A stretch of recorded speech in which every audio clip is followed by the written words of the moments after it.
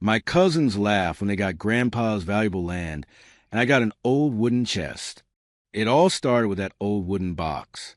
If I had known then what was inside, my life would have changed a whole lot sooner. But I'm getting ahead of myself. My name's Thomas Reed. Tom to everyone who knows me. 45 years old, auto mechanic. And at that time, proud owner of the most stubborn radiator leak in Carson County. I was living in my late grandfather Jack's house on the outskirts of our dusty Nevada town, a place where even the tumbleweeds seemed to move in slow motion. The day everything changed, I was standing in Jack's old garage, my garage now, wiping grease off my hand with a rag that had seen better days. Old Crow Medicine Show's wagon wheel crackled to the speakers of the beat-up radio that had been sitting on that workbench since '98. The smell of oil and gasoline hung in the air like a familiar cologne. That house had been my home for almost 2 years by then. I'd moved in with Jack when his health started failing, leaving my crappy rented apartment behind.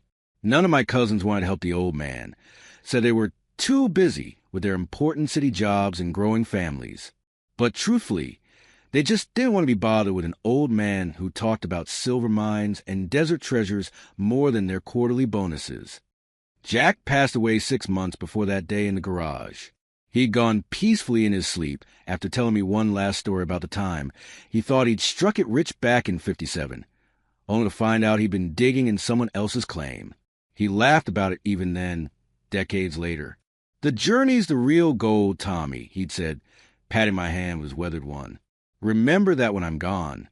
After the funeral, the reading of the will had been like watching vultures circle a carcass. My cousins David and Michael had shown up with their lawyers, expecting to divide up Jack's modest empire. And divide they did, just not how they planned. Jack's will have been specific, surprisingly specific for a man who sometimes forgot what day of the week it was. The more valuable parcels of land he'd accumulated over his lifetime went to various cousins.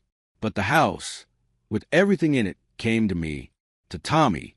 The lawyer had read from Jack's will, who listened to an old man's stories when no one else would. David and Michael couldn't believe it. They'd expected the house too.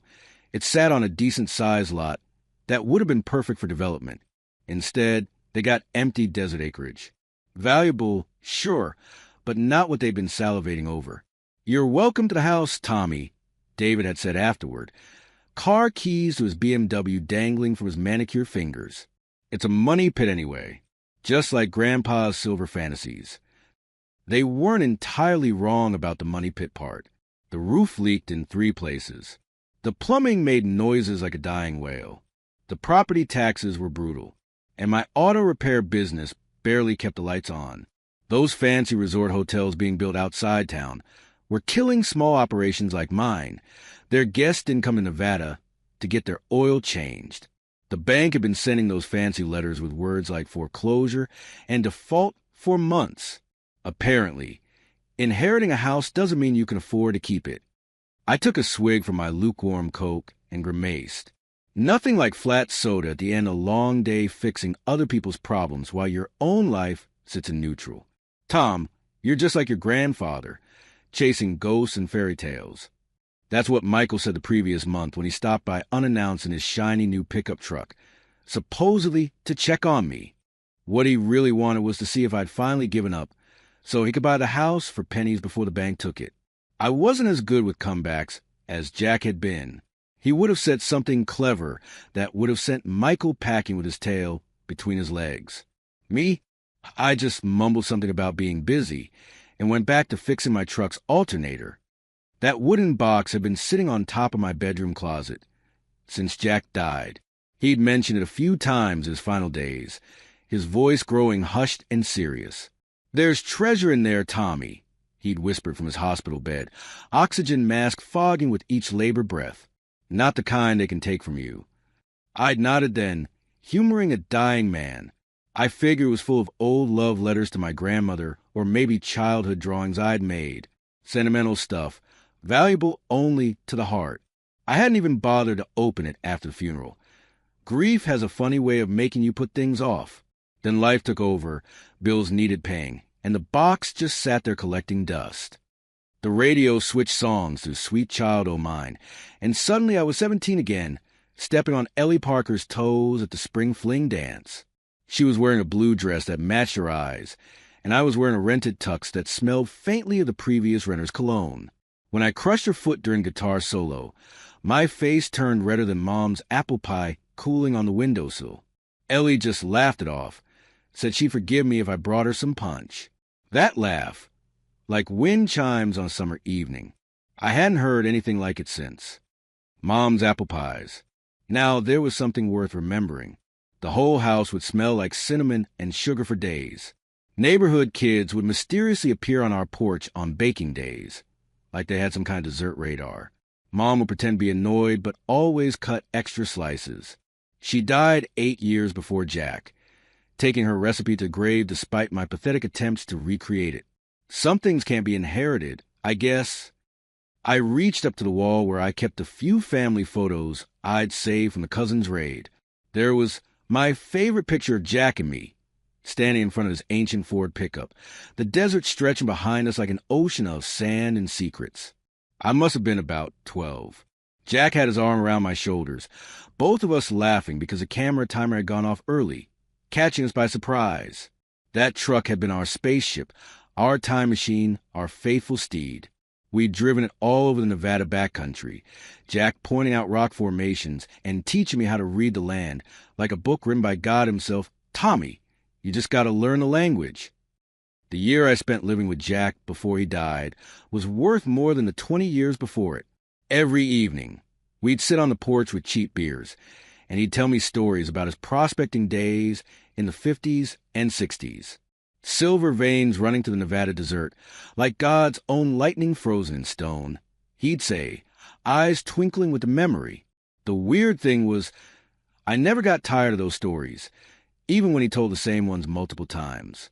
There was something about Jack's voice, his belief in possibilities, that made even the most far-fetched tales seem like gospel truth. The real treasure is what can't be stolen, Jack used to say, usually after a few too many Pabst Blue Ribbons. Remember that, Tommy. Men like your cousins, they think wealth is what you can count. But real wealth is what counts to you. At the time, I thought it was just another one of Jack's fortune cookie philosophies. But standing there in the garage, with nothing left to lose except the house itself, I was starting to think the old man might have been onto something. After Jack passed, I fell into a funk deeper than the silver mines he used to talk about. I barely left the house, except to work. I let friendships slide. I ordered pizza 3 nights a week and left the boxes piling up. Looking back, it was probably depression, but men like me didn't talk about that kind of thing. We just pushed through, like walking against the wind. That was probably why I never fought the cousins on the land distribution. My lawyer, if you could call him that, he mostly handled DUIs, said I might have a case, but I didn't have the energy for a legal battle. So I let them take what they wanted, keeping only what Jack had specifically left me. The house was quiet that evening, except for the hum of the old refrigerator and the occasional passing car. Friday night in a town that rolled up its sidewalks at 8 p.m., the loneliness hit me like a physical weight sometimes. No wife, no kids, no dog even. Just me and Jack's creaky house and a box full of who knows what's still sitting on my closet shelf. The radio DJ announced it was time for some John Mellencamp, and Jack and Diane started playing a song about 2 American kids growing up in the heartland. Growing up, but not necessarily growing wiser. That night, something shifted in me. Maybe it was a song, or maybe it was just time. I went inside the house, climbed on a chair, and pulled down Jack's wooden box from the top of my bedroom closet. It had been up there for 6 months, gathering dust while I gathered regrets. The box wasn't particularly fancy, just old, solid oak with a simple brass latch. It smelled like Jack's aftershave somehow, that Old Spice scent that always reminded me of Sunday dinners at his house when I was a kid. I ran my fingers over the box's worn surface, remembering how Jack's hands looked similar, weathered, cracked, but strong. Hands that had dug into the earth searching for treasure while somehow managing to hold our family together. If dreams are disease, I said to myself, then I'm terminal. Jack used to say something similar, usually after another failed expedition. He'd come home dusty and empty-handed, but somehow still smiling. If hope is foolish, Tommy, then I'm the biggest fool in Nevada, and proud of it. The bank was giving me 30 more days before they'd start formal foreclosure proceedings. My savings account looked like a bad joke, and the garage business was barely keeping the lights on. Maybe, just maybe, there was something in this box that could help. Or maybe I just needed to connect with Jack one more time. I placed the box on my bed and wiped sweat from my forehead with my forearm, leaving another grease stain I'd probably never notice. Like Jack always said, a clean mechanic is a mechanic who ain't fixed nothing. The house needed a new roof. My truck needed a new transmission. I needed a new life. And all I had was this box that Jack had been so mysterious about in his final days. I picked up the photo of Jack and me by the truck, once more, running my thumb over his laughing face. Jack, I whispered to the empty room, if you're up there watching, how about a sign? Just a little hint that I'm not being as crazy as everyone thinks. The house creaked and settled, as if in response. Probably just a foundation shifting. Another thing on my endless-to-fix list. With a deep breath that tasted like dust and motor oil, I made my decision. It was time to open the box and face whatever Jack had left me. If it was just old receipts and childhood drawings, so be it. But if there was something more... I set the photo down next to the box and stared at the brass latch. 45 years old, and still hoping for buried treasure, like a kid with a plastic shovel at the beach. But then again, Jack always said hope wasn't something you outgrew. It was something you cultivated, like a garden in difficult soil. The day you stop believing in possibilities, Tommy, he'd say, tipping his worn baseball cap back on his head, is the day you start dying, no matter what your body's doing. I flipped open the latch and lifted the lid. I flipped open the brass latch and lifted the lid of Jack's wooden box. The hinges creaked like they were telling secrets, releasing the scent of old paper and memories trapped in time.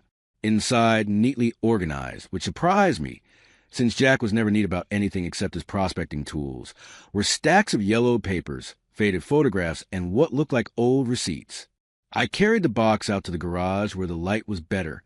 The single bulb hanging from the ceiling cast shadows across my workbench as Bob Seger's Night Moves played softly on the radio.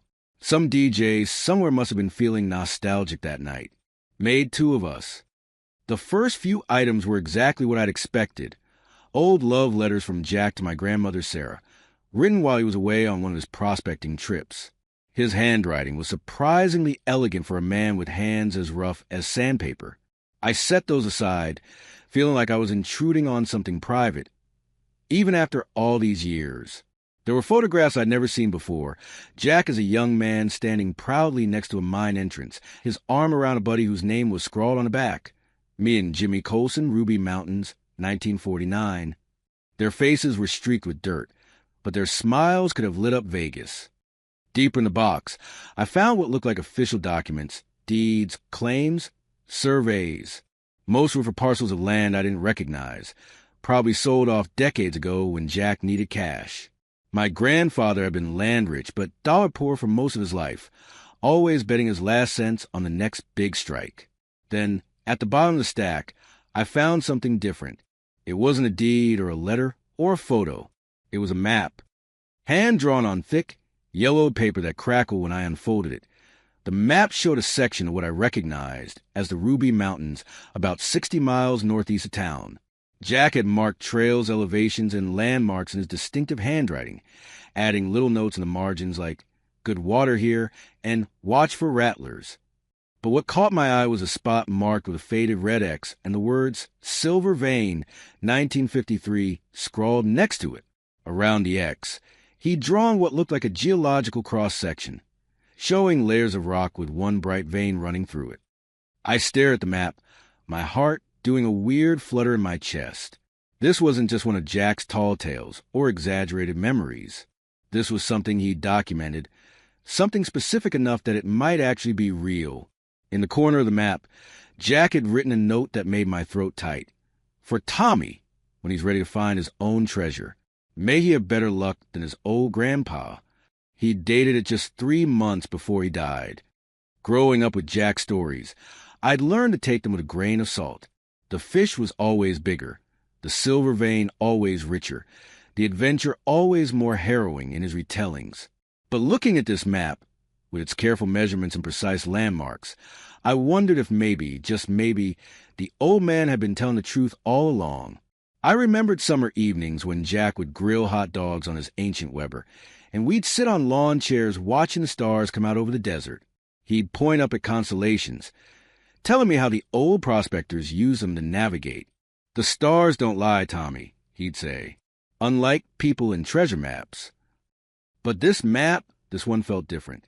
It wasn't some fancy parchment with X marks the spot like in the movies. It was practical, detailed, the work of someone who knew the land intimately. I rummaged through the box further and found a small leather journal. Inside, Jack had recorded his prospecting trips in the same elegant handwriting, including the one where he'd found a silver vein marked on the map. June 18th, 1953. Found what might be the real deal today. Good silver content in the samples. Limited exposure at surface, but angle suggests larger deposit below. Need capital for proper equipment. Location recorded on separate map for security. My heart was racing now. If this was real, if Jack had actually found a significant silver deposit, why hadn't he developed it? Why die with barely 2 nickels to rub together if he knew where millions might be buried?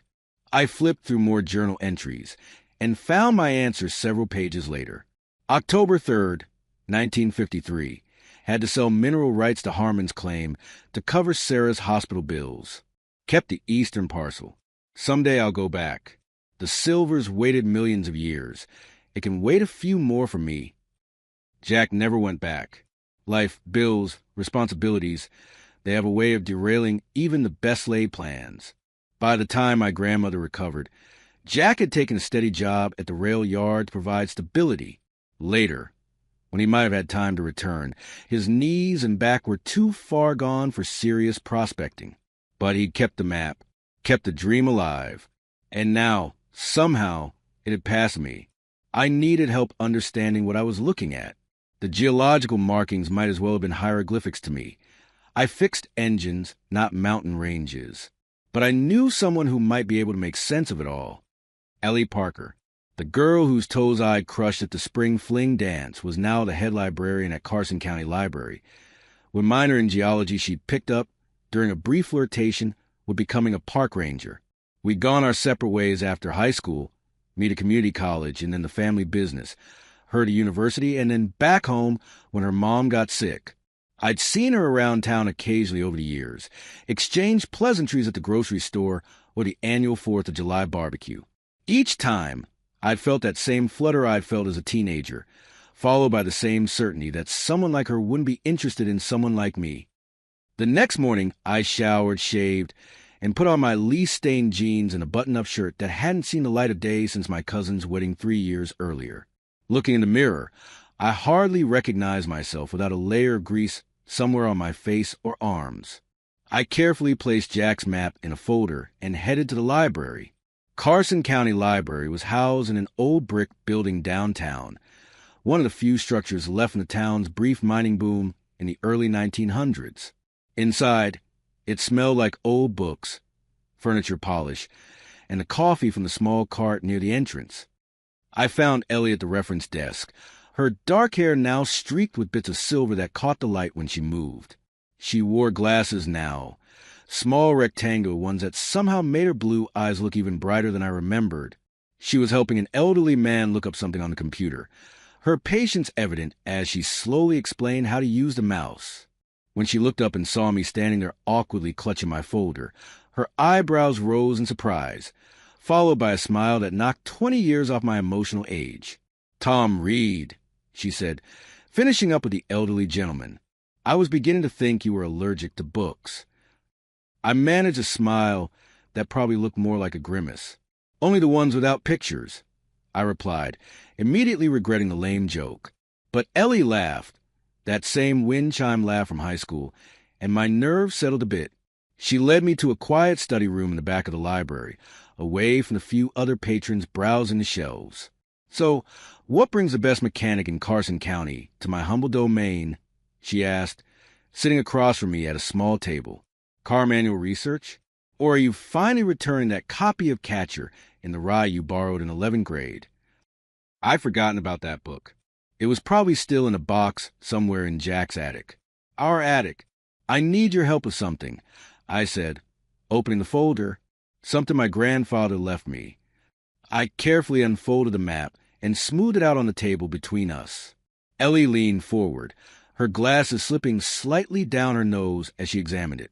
"This is Jack's handwriting," she said, not really asking. Everyone in town had known Jack. "Is this the Ruby Mountain section?" I nodded, impressed. "You can tell just by looking?" "I hiked there sometimes," she said, tracing the contour lines with her finger. "These formations are pretty distinctive. Plus, it says Ruby Mountains right here." She pointed to Jack's neat label in the corner. Smiling at me, I felt my face warm. Of course it did. I'd been so focused on the X that I'd missed the obvious. Jack thought he found silver there. I explained, pointing to the red mark. "Back in the 50s. I found this in a box of his things, along with some journal entries that seemed to back it up." Ellie studied the map more closely, her forehead creasing in concentration. "These markings here, they're geological survey notations. Your grandfather knew what he was doing." She glanced up at me. "Did he ever develop this claim?" I shook my head and explained about my grandmother's hospital bills, how Jack had to sell most of his rights, but kept this eastern parcel. "So the land might still be in your family?" she asked, her eyes widening slightly. "I don't know," I admitted. "That's part of what I need help figuring out." For the next 3 hours, Ellie and I dug through county records, property archives, and geological surveys. She showed me how to access digitized records on the library computers, her shoulder occasionally brushing against mine as she leaned over to type something. Each contact sent a jolt through me that had nothing to do with the potential buried treasure we were researching. We discovered that Jack had indeed maintained ownership of the parcel marked on the map until his death. The mineral rights had transferred along with the land title, which meant they'd been part of his estate, part of what should have been divided among the heirs. "But there's no mention of this specific parcel in the will documents you showed me," Ellie said, frowning at the screen. "Just a general bequest of all remaining properties not specifically disposed of to your cousins." "They got everything except the house and its contents," I confirmed, feeling a sinking sensation. If the map was part of contents, but the land had gone my cousins, I was back at square one. But Ellie wasn't giving up. She dug deeper, finding a survey from the State Geological Office dated 1950 that mentioned promising silver deposits in exactly the area Jack had marked. "Look at this," she said, pulling up a scanned document. "Your grandfather filed an affidavit of labor in 1954, proving he'd done development work on the claim. That established his ownership under the mining laws at the time. But here's the interesting part. He filed under Reed Family Holdings, not his individual name." I stared at the document, not quite understanding the significance. "Tom," Ellie said, her voice excited, "this might mean the claim was technically held by a family trust or entity, not just by Jack personally. If that entity still exists and wasn't specifically transferred in the will." My pulse quickened. Then it might still be in limbo, not automatically part of what went to my cousins. She nodded, her eyes bright with the thrill of the chase. "We need to check if there are any records of Reed Family Holdings still being active, if it was never formally dissolved." We spent another hour searching through business entity records, but found nothing conclusive. The trail went cold after 1968, when Nevada changed its reporting requirements for small family businesses. "I need to consult some more specialized sources," Ellie finally said, sitting back and rubbing her eyes beneath her glasses. "Mining claim laws from the 50s are complex, and there have been several changes since then that might affect ownership." I checked my watch, shocked to discover it was already past closing time. The library had emptied around us while we'd been lost in our research. "I'm sorry," I said, starting to gather the papers. "I didn't realize how late it got. You probably have plans." Ellie shook her head, a small smile playing around her lips. "My exciting Friday night plans involved a frozen dinner and reruns of the Great British Baking Show." She hesitated, then added, "There's a diner across the street still open. We could grab something to eat and keep talking. If you want." My heart did that teenage flutter thing again. "I'd like that," I said, trying to sound casual. "But fair warning, I still eat like I'm fueling up for a football game, despite having the metabolism of a 45-year-old mechanic." She laughed. "I've seen you put away 3 plates at the town barbecue. I think I can handle it." At the diner, under the buzzing fluorescent lights and surrounded by the smell of coffee and pie, Ellie and I talked like we were picking up a conversation we'd left off just yesterday, not 27 years ago. She told me about college, her brief marriage to a professor that ended amicably when they realized they wanted different things, her return to care for her mother who'd since passed. I told her about my failed attempts to expand the garage, my brief stint trying to make it in Vegas as a casino mechanic, and how I come home when Jack's health started failing. "You were always a good grandson," she said, stirring her coffee. "Jack talked about you all the time when he'd come to the library, always bragging about how you could fix anything with an engine." He exaggerated. I said, feeling warm spread through my chest that had nothing to do with the bad diner coffee. Jack saw the best in everyone, especially family. "Not everyone," Ellie corrected. "He had your cousin's number. Used to call them those vultures in waiting when they weren't around." We both laughed, and for a moment it felt like Jack was there with us, enjoying the joke. "Do you really think there could be something to this map?" I asked after a while, voicing the doubt I've been carrying all day. Or am I just being as crazy as everyone always said Jack was? Ellie considered me thoughtfully. "The geological surveys support his findings. Silver prices are higher now than they've been in decades. And if that claim is still somehow yours." She shrugged. "Even if it's a long shot, don't you owe it to Jack to find out? At 45, aren't I a little old to be chasing treasure maps?" I asked, half joking. "Better than being 45 and not chasing anything," she responded. "Besides, if it doesn't pan out, you can always open that taco stand you mentioned wanting to start in high school." I nearly choked on my coffee. "You remember that? That was just a joke after I bombed my SATs. I remember a lot of things about you, Tom Reed," she said softly, and the look in her eyes made me wish I'd kept in better touch over the years. After dinner, I walked Ellie to her car, the night air cool against my face. She promised to keep digging into the legal status of the claim and call me if she found anything. "Thank you," I said, suddenly awkward again, "for today, for helping, for remembering the taco stand thing." She smiled and, in a move that would replay in my mind for days afterward, stood on tiptoe and kissed my cheek. "Jack believed in you," she said. "Maybe it's time you did too." I watched her drive away, then walked to my own truck, Jack's map safely tucked in its folder under my arm. The stars were out in force, the way they only get in small towns far from city lights. Heading home, I kept thinking about what Ellie had said, about what Jack might have left me, about second chances at things I'd given up on long ago. When I got back to the house, I spread the map out on the kitchen table and stared at it under the yellow light. The red X seemed to pulse with possibility. "If this is madness," I whispered to the empty kitchen, "then I'm all in." I didn't know what my next steps would be, or if there was any real chance of claiming what Jack had found all those years ago. But for the first time in years, I felt something I'd almost forgotten how to feel. Hope. And it tasted a lot better than flat Coke and regret. When you spend your whole life playing it safe, going all in feels like jumping off a cliff with a homemade parachute. But that's exactly what I did the Monday after finding Jack's map. I took out a second mortgage on the house, using every bit of equity I had left. "If this all goes south, I'll just live in my pickup like some washed-up rock star," I told a loan officer, who looked at me like I'd sprouted a second head. He'd known my family for years, watched me carefully make minimum payments on everything. Now here I was, betting the house, literally, on a faded red X drawn by an old man who'd been dead for 6 months. The bank approved the loan with a reluctance, so thick you could spread it on toast. I think they only said yes because foreclosure proceedings would have been more paperwork than they wanted to deal with. Either way, I walked out with enough cash to hire a professional geologist to assess Jack's claim. Finding a geologist willing to trek out to a remote spot in the Ruby Mountains on the word of mechanic with a hand-drawn map wasn't easy. Most of the firms I called in Reno laughed me off or quoted prices that would have required a third mortgage.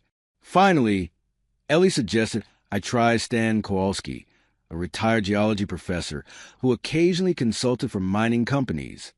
Stan was 70 if he was a day, with a permanent squint from decades of studying rock formations and a cigar perpetually clamped between his teeth, lit or not depending on whether we were indoors. He drove a beat-up Jeep with more miles on it than my pickup, and he took Jack's map with the seriousness of a doctor reviewing test results. "I knew your grandfather," he told me as we bounced along a rutted dirt road toward the mountains, his unlit cigar bobbing with each word. Stubborn bastard, but he knew his rocks. If Jack said there was silver, there's a decent chance he wasn't full of hot air. The journey to the spot marked on Jack's map took almost 3 hours of driving, followed by a 2-mile hike that had my knees protesting every step. Stan, despite being old enough to collect Social Security for a decade, moved like a mountain goat, pausing only to point out geological features that meant nothing to me, but seemed to confirm we were on the right track. When we reached the coordinates, there wasn't much to see, just a rocky outcropping on a hillside scattered with scrub brush and twisted juniper trees. Stan pulled tools from his backpack, a small pick, magnifying glass sample bags, and devices I couldn't name, and got to work, occasionally grunting or muttering to himself. I sat on a boulder, watching clouds drift across the Nevada sky, and wondering if I'd just flush my future down the toilet. The mountains stretched out around us, indifferent to my financial anxieties. Jack had loved these mountains, said they had character, unlike the perfectly photogenic Sierra Nevadas that attracted all the tourists. After about an hour of Stan poking at rocks and taking samples, I couldn't stand the suspense anymore. "So," I asked, trying to sound casual, "am I crazy or did Jack actually find something?"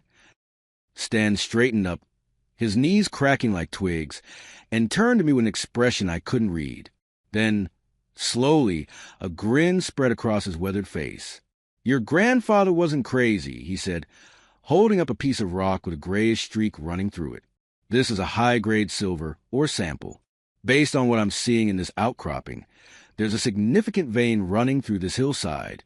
The real question is how extensive it is beneath the surface." My heart practically stopped. "Are we talking about a few $1,000s worth, or—" Stan chuckled, finally lighting a cigar now that we were outdoors. "Son, if this vein goes as deep as I suspect it might, and if the concentration holds, we're talking millions, maybe tens of millions, depending on current silver prices." I sat down hard on that boulder, my legs subtly unable to support my weight. Millions. The kind of money that could not only save Jack's house, but change my life entirely. The kind of money my cousins would kill for. "I'll need to run some proper tests," Stan continued, seemingly amused by my shock. "But based on 40 years in the field, I'd say your grandfather hit the jackpot.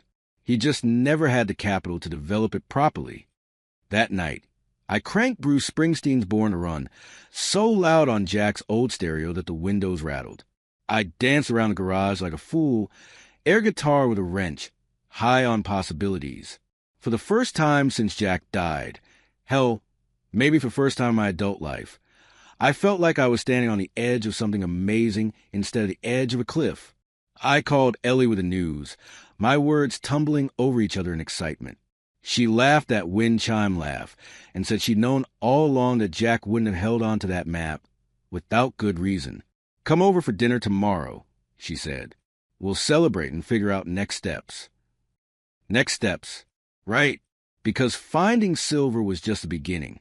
I still needed to confirm I legally owned the claim, secure permits for exploratory drilling, find investors or partners for development costs, and navigate a mountain of regulations. But before I could even start that process, reality came crashing down like a Nevada thunderstorm. The first raindrop hit when I visited the county clerk's office to check property records. The clerk, a thin woman with glasses chained around her neck, looked up from her computer with a frown that sent my stomach dropping to my boots. That parcel was indeed owned by Jack Reed, she confirmed. But according to our records, it transferred to David and Michael Reed 3 months ago as part of the estate settlement. That's impossible, I argued. I have the map and documents from Jack's personal effects. He left those specifically to me. She shrugged, sympathy in her eyes but firmness in her voice. The map might be yours, but the land it shows belongs to your cousins. It's all legal and recorded. I'm sorry. I drove to Ellie's house in a daze, the wipers slapping against a sudden downpour that matched my mood perfectly. The universe has a sick sense of humor sometimes. When I told her what I discovered, she went into full research mode, spreading legal books across her dining table, her reading glasses perched on the end of her nose.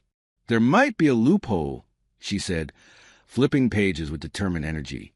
If Jack left you the map with clear intent, or if this Reed family holdings entity still exists legally. I loved her optimism, but reality was setting in like concrete. Even if there's a loophole, my cousins have better lawyers. They always have.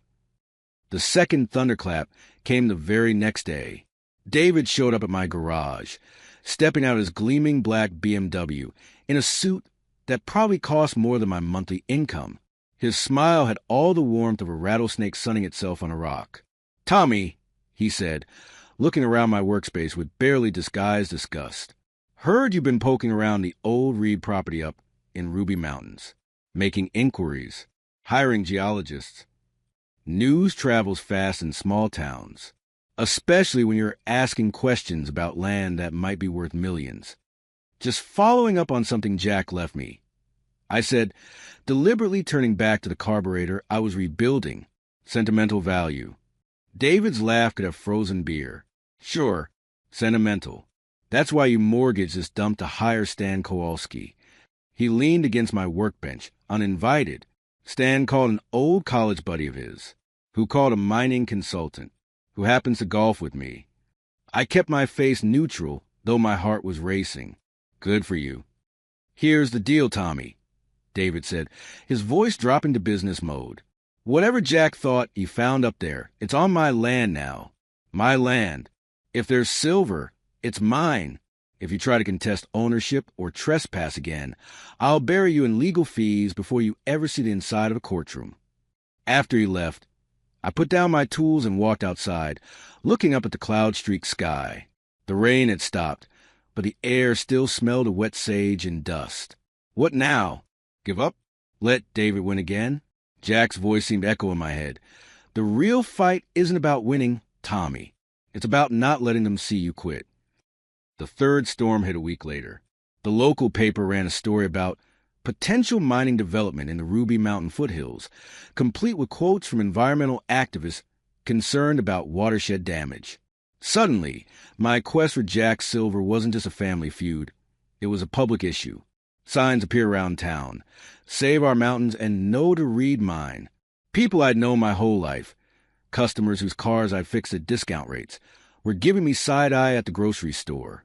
Meanwhile, the bank sent a notice that they were reviewing my loan, concerned about developments affecting collateral value. As if the universe wanted to make absolutely sure I got the message, Jack's old pickup, which I'd been using since my regular truck was in pieces in the garage, broke down on the highway during another rainstorm. I ended up walking 3 miles in the downpour, soaked to the bone, cursing the heavens.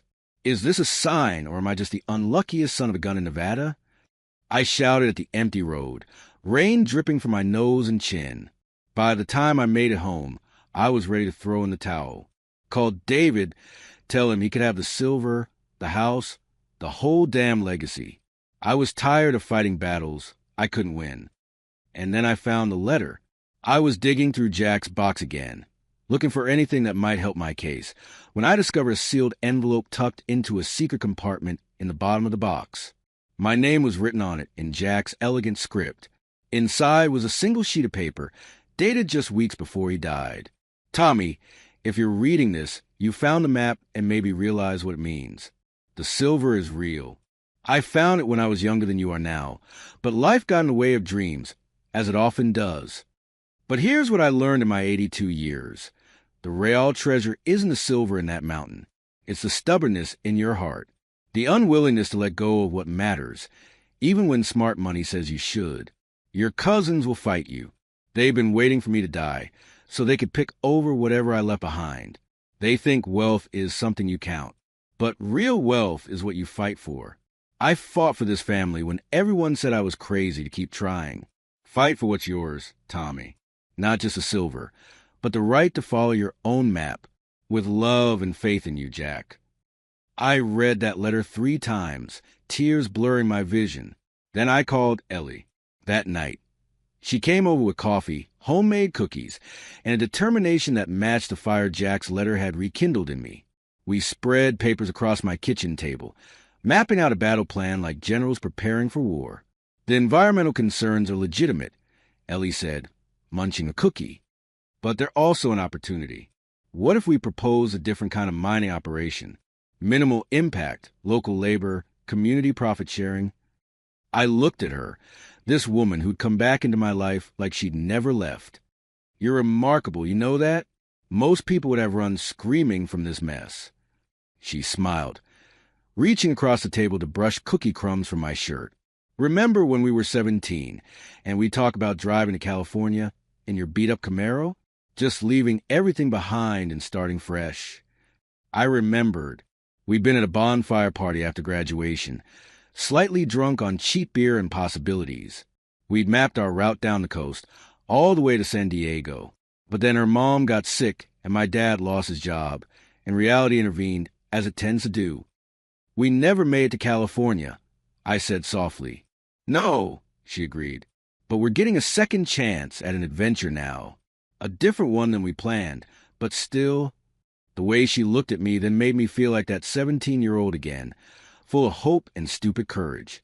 I thought about Jack, who'd given away his last winter coat to a homeless man passing through town, saying he had plenty of ways to stay warm, but the stranger only had one. Jack had never given up on his dreams. He'd just adjusted them to fit the life he had, not the one he planned. Over the next 2 weeks, Ellie and I worked on a comprehensive proposal for what we called the Reed Family Heritage Project. It outlined an environmentally conscious mining operation that would include educational components, conservation efforts for surrounding lands, and scholarships for local kids interested in geology or environmental science. We consulted with Stan, who connected us with mining engineers who specialized in low-impact extraction. We talked to environmental consultants about watershed protection. I drained my savings account on legal fees, trying to find any angle to challenge David's ownership claim. The town council announced a public hearing to discuss the competing proposals, mine and David's more traditional and profitable approach. The meeting was scheduled for a Tuesday evening at the high school gymnasium, the only venue in town large enough to hold the expected crowd.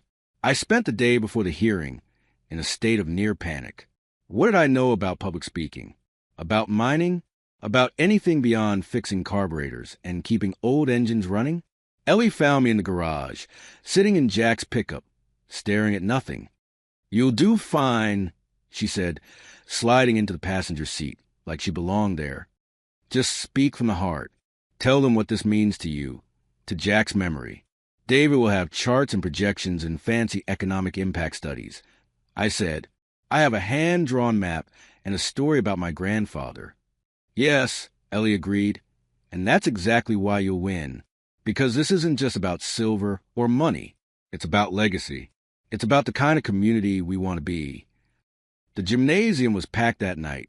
David and his team sat on one side in matching suits, surrounded by glossy presentation boards and a PowerPoint setup.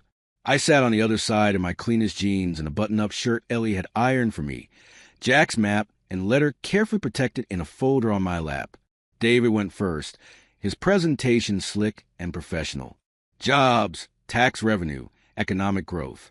The council members nodded along, impressed by the numbers, even as some in the audience held up their protest signs. When my turn came, my legs felt like they were filled with concrete as I walked the podium. The microphone squealed with feedback, making me wince. I'm not a public speaker, I began, my voice shakier than I'd have liked, or a businessman. Most of you know me as the guy who fixes your cars when they break down. Some of you probably think I'm crazy for fighting my cousin over a piece of desert that might not have anything valuable in it at all. I unfolded Jack's map, holding it up so everyone could see. My grandfather drew this map in 1953 when he found silver in the Ruby Mountains. He couldn't develop it then because my grandmother got sick and he needed steady work to pay the bills. But he never gave up on the dream.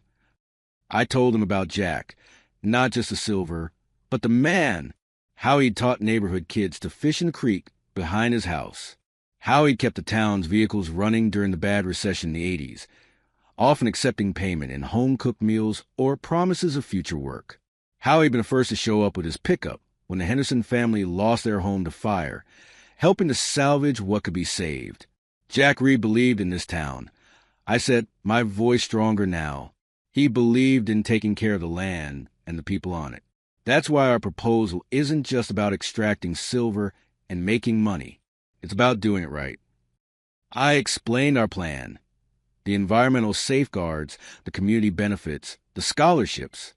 I didn't have David's polished delivery, but I had something he didn't, a lifetime of connections with the people in that room. I'd fix their cars, listen to their problems over the hood of a stubborn engine, help push them out of snowdrifts in winter. This isn't just my fight. I finished. It's about whether we let outside interests determine what happens to our home, or whether we make those decisions together, as a community that cares about more than just the bottom line. When I sat down, my shirt was soaked with nervous sweat. Ellie squeezed my hand at the table, her eyes shining with what looked like pride. The council asked questions for nearly an hour, most directed at the technical experts on both sides. Then the public comment period began.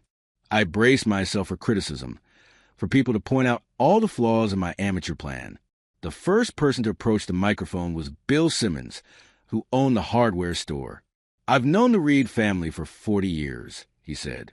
Jack helped me build my first shop counter when I couldn't afford to hire a carpenter. Tom's kept my delivery truck running when it should have been in the junkyard. If Tom says he'll take care of the land, I believe him. One by one, townspeople stood up. Not all supported me. Several spoke passionately about protecting the mountains from any development, but many shared stories about Jack, about me, about what it meant to have local control over local resources.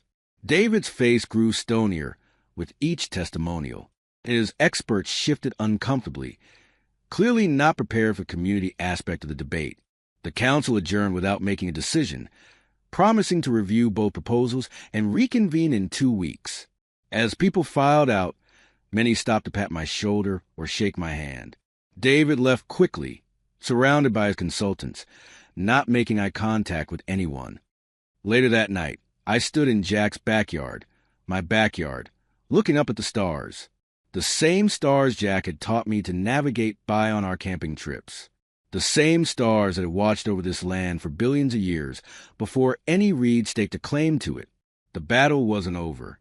David had money, legal resources, and a solid claim to the land. The environmental concerns were real and wouldn't be easily dismissed. The bank was still threatening foreclosure. But something had shifted. For the first time, I wasn't fighting alone. Ellie joined me outside, wrapping a blanket around both our shoulders against the desert night chill. We stood in comfortable silence for a while, watching the stars. "You did good in there," she finally said. Jack would be proud. I thought about all the nights Jack must have stood in the same spot, looking up at these same stars, holding on to his dreams despite all evidence that they'd never come true. "Jack," I whispered, too quietly for even Ellie to hear, "if you're up there, put in a good word for me. I think I'm going to need all the help I can get." The 2 weeks after the town hall meeting passed in a blur of legal meetings, paperwork, and sleepless nights. David's team filed motion after motion, each one requiring a response from my increasingly worried lawyer. My bank account dwindled with each filing, and the foreclosure clock kept ticking. But something unexpected happened during those 2 weeks. The town rallied around me in ways I never could have imagined. Mrs. Henderson from the diner started a Support Tom Reed jar by her register that collected enough to cover one of my legal bills. Old Man Peterson, who owned the local paper, ran a front-page editorial titled, Silver Dreams and Community Values, that painted my struggle as David versus Goliath, with me, ironically, as David. The turning point came 3 days before our scheduled return to the town council. Ellie was at my kitchen table surrounded by stacks of documents she'd been researching, her reading glasses perched on her nose, hair pulled back in a messy ponytail.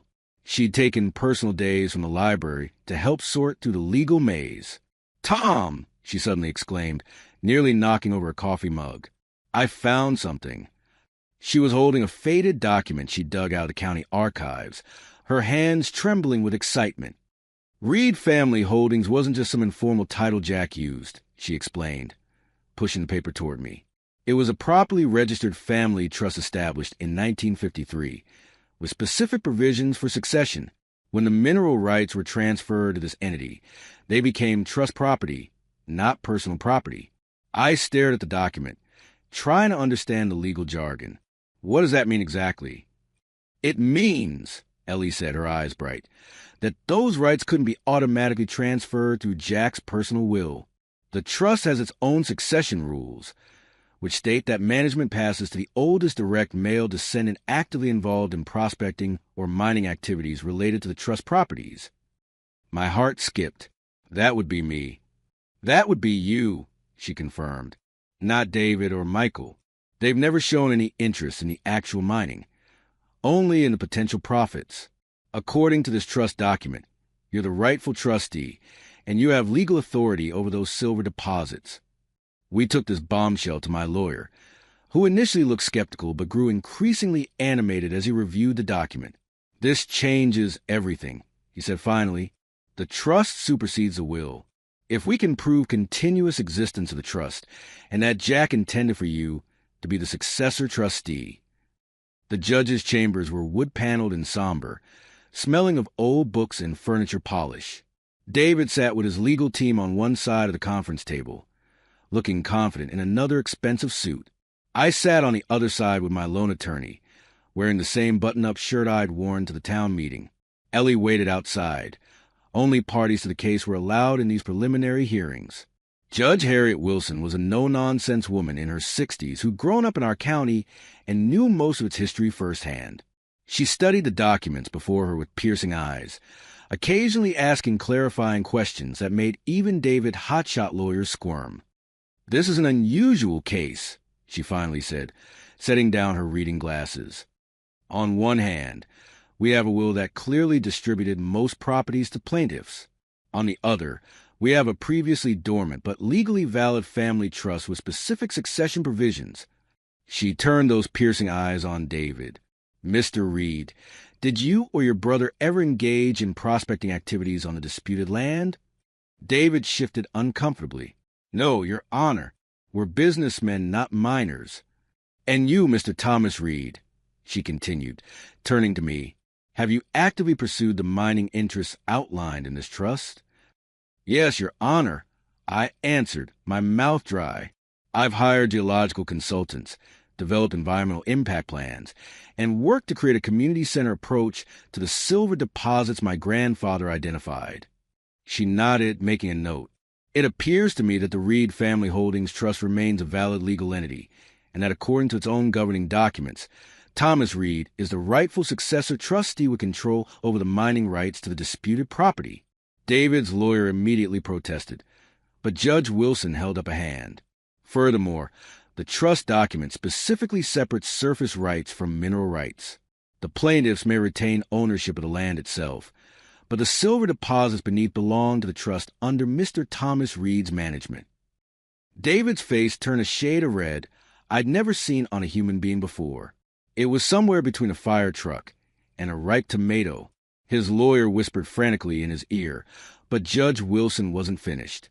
"I'm granting an injunction preventing any mining activity by the plaintiffs, and recognizing Mr. Thomas Reed's authority to proceed with orderly development of the mineral resources as trustee. A full hearing will be scheduled to finalize these findings, but my preliminary ruling stands effective immediately." She gave a sharp rap of her gavel, and just like that, Jack's silver dream became my reality. Walking out of those chambers was like stepping into a different world. The sunlight seemed brighter, the air fresher, Ellie was waiting on a bench, and when she saw my face, she jumped up, her eyes questioning. The trust was valid. I told her, still hardly believing it myself. The mineral rights are mine. David gets to keep the land, but what's under belongs to Reed Family Holdings, and I'm the trustee. She threw her arms around me right there in the courthouse hallway, not caring who saw. Over her shoulder, I watched David storm out with his lawyers trailing behind, none of them sparing me a glance. It took nearly 6 months to get from that preliminary ruling to actual mining operations. 6 months of permits, environmental studies, financing negotiations, and equipment purchases. The town council approved our proposal with conditions about water protection and habitat restoration that actually improved our original plan. I partnered with a mining company that specialized in minimal impact extraction, giving them 30% of the profits in exchange for their expertise and equipment. The agreement included hiring local workers whenever possible and implementing all our community benefit programs. Stan Kowalski came out of retirement to serve as our chief geological consultant, his unlit cigar a constant presence as he supervised the test drilling. The first core samples confirmed what Jack had known 70 years earlier. We were sitting on one of the richest silver deposits found in Nevada in the last century. The vein ran deep and consistently high grade, better even than Stan's initial estimates. I was in the garage, changing the oil in Jack's old pickup, when my phone rang with the news of our first extraction results. The numbers were so far beyond what I'd expected that I had to ask them to repeat everything twice. When I hung up, I sat down hard on the concrete floor, wrench still in my hand, and laughed until tears ran down my face. "Jack," I said to the empty garage, "I'm buy you the best damn beer they serve in heaven, old man." The first royalty payment hit my bank account 2 weeks later. 7 digits. More money than I'd ever imagined having. The second payment was even larger. First things first, I paid off the house and all my debts, including the second mortgage that had started this whole adventure. Then I hired the best restoration team in the state to bring Jack's pickup back to its original glory, every detail perfect from the engine to the paint job. With financial security came the freedom to think beyond survival. Ellie and I had been seeing each other regularly throughout the whole ordeal, our relationship deepening with each shared battle and small victory. Now, with the pressure off, we found ourselves talking about the future, a concept that had seemed like a luxury before. Remember that house we used to pass on Hillside Drive? I asked her one evening as we sat on my porch swing. The white one with the big wraparound porch and the view of the mountains? "The Henderson place," she said. "Of course. I used to dream about living somewhere like that when I was a girl. All those windows facing the sunset. It's for sale," I told her, try to sound casual and probably failing miserably. "I looked at it yesterday." She turned to me, her eyes widening. "Tom Reed, are you thinking of moving?" "I'm thinking of a lot of things," I admitted, "but I wouldn't want to live in a house like that alone." The way she looked at me then was worth more than all the silver in Nevada. The next day, I made an offer on the house. The day after that, I bought a ring. There's a hill just outside of town where teenagers have been going to watch the stars, share beers, and make out since probably the beginning of time. Ellie and I had spent a few evenings there in high school, feeling rebellious as we sipped cheap wine and listened to Tom Petty's Free Fallon on my car stereo. That's where I took her on a clear fall evening, a small velvet box burning a hole in my jacket pocket. I'd packed a proper picnic this time. Good wine, fancy cheese, fresh bread from the bakery in town. We sat on a blanket watching the sun set behind the mountains, turning the sky into a painter's dream of orange and purple. "This feels familiar," Ellie said, smiling as she sipped her wine. "Except the music's better, and we're not worried about getting caught by Sheriff Matthews." I laughed, remembering the time we'd had to scramble down the backside of the hill when the sheriff's cruiser had rolled up unexpectedly. And the wine doesn't taste like battery acid anymore. "We had big dreams up here," she said softly, looking out over the town lights beginning to twinkle in the valley below. "California. Adventure. Leaving our mark on the world." "We still can," I said.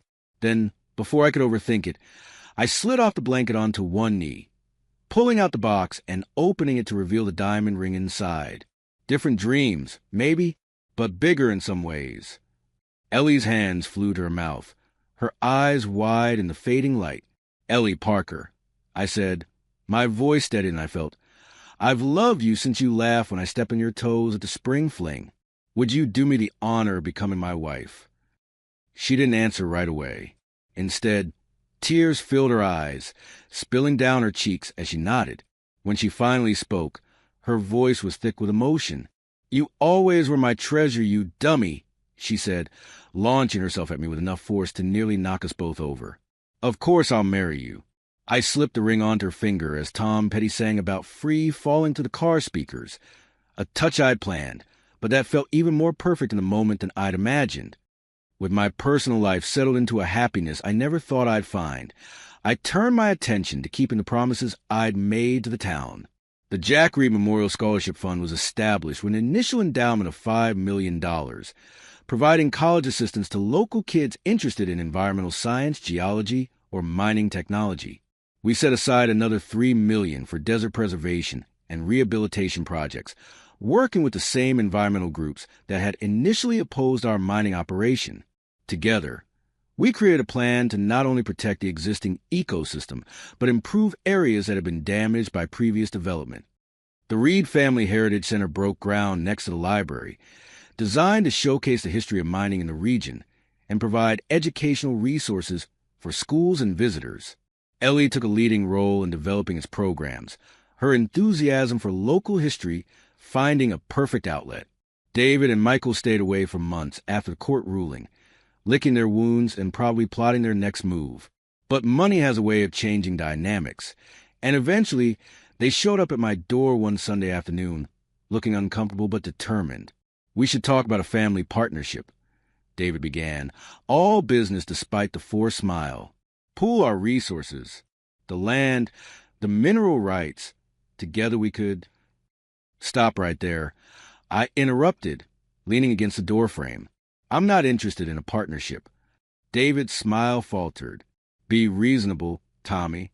We're family. We should be working together. Not... Family? I repeated, unable to keep the edge from my voice. Where was family when Jack needed help in his final years? Where was family when you tried to take everything he left me? Michael shifted his weight, looking everywhere but at my face. The past is the past. We're talking about the future now. Millions on the table. I studied my cousins, these men who share my blood but none of my grandfather's values. Then I slowly extend my hand. You're right about one thing. We are family. So here's what I'll offer, a handshake. That's it. They stared at my outstretched hand in confusion. Jack taught me to share, not to take. I explained, so I'll share this. The Scholarship Fund and Heritage Center are open to your kids too. But the business? That stays with the trustee. Have a good afternoon, gentlemen. The looks on their faces as I closed the door was worth more than their proposed partnership could ever have been. That evening, Ellie and I sat on the porch of our new house, the white one with the wraparound veranda and the perfect view of the mountains. Johnny Cash's Ring of Fire played softly from the outdoor speakers we'd installed, the music drifting out over the carefully landscaped yard. I held the old photograph of Jack and me by his pickup, the one that had sat on my garage wall for years. In it, we were both laughing, covered in dust from a day in the mountains, looking like we owned the world. I wish he could see all this, I said, running my thumb over Jack's smiling face. Who says he can't? Ellie replied, leaning her head against my shoulder. I like to think he's up there right now, drinking that beer you promised him, watching us and saying, I told you so.